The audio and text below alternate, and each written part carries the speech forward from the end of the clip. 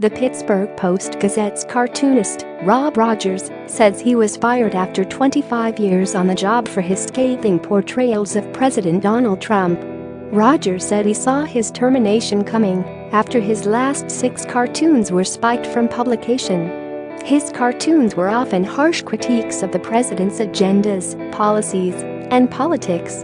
Rogers' final cartoon that made print was of a heavy-set man representing America, impaled on a steel girder with "Trade War" written on it. The American is waving the flag with a voiced bubble saying, "Take that, Canada, Mexico, and Europe."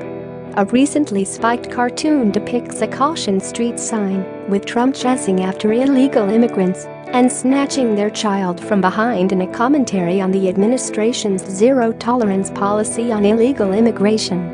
In an editorial piece with the New York Times, Rogers said another indication of his eventual demise at the paper was an unusual conversation he had with his new boss a few months ago about changing the terms under which he had been working all these years.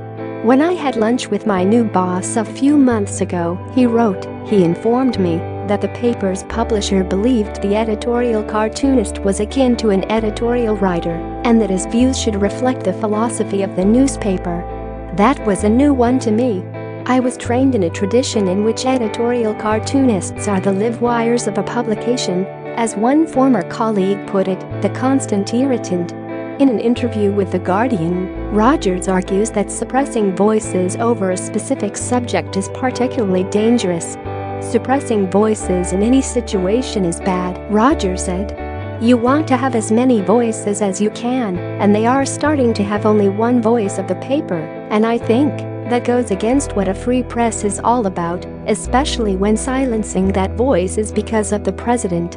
His ouster at the long-standing publication, for which Rogers was a finalist for the Pulitzer Prize in 1991 for cartoons that targeted then-President Bill Clinton's Oval Office escapades with intern Monica Lewinsky, was met with outrage from within the journalistic community, as well as the mayor of Pittsburgh. Share this article. Share Pittsburgh Mayor Bill Peduto released a statement about Rogers being shown the door at the Post-Gazette. He said, "The move today by the leadership of the Pittsburgh Post-Gazette to fire Rob Rogers after he drew a series of cartoons critical of President Trump is disappointing and sends the wrong message about press freedoms in a time when they are under siege." This is precisely the time, the mayor, who has also been a target of Rogers' illustrations, added, when the constitutionally protected free press, including critics like Rob Rogers, should be celebrated and supported, and not fired for doing their jobs. This decision, just one day after the President of the United States said the news media is our country's biggest enemy, sets a low standard in the 232-year history of the newspaper. On Saturday, the publisher of the Post-Gazette defended the paper's decision to fire Rogers. "He's just become too angry for his health or for his own good," John Block, the publisher and editor-in-chief of the Pittsburgh Post-Gazette, told Politico. "He's obsessed with Trump. I wanted clever and funny instead of angry and mean."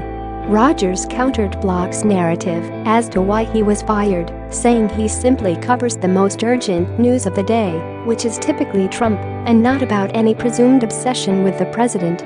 "If you look through my work, you will see that many cartoons had nothing to do with Trump," he said, responding to Politico's request for comment.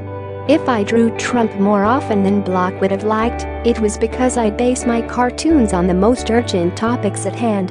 Sadly, Trump provides that fodder every day." Mr. Block mistakes of strong opinion, particularly one he doesn't agree with, as anger.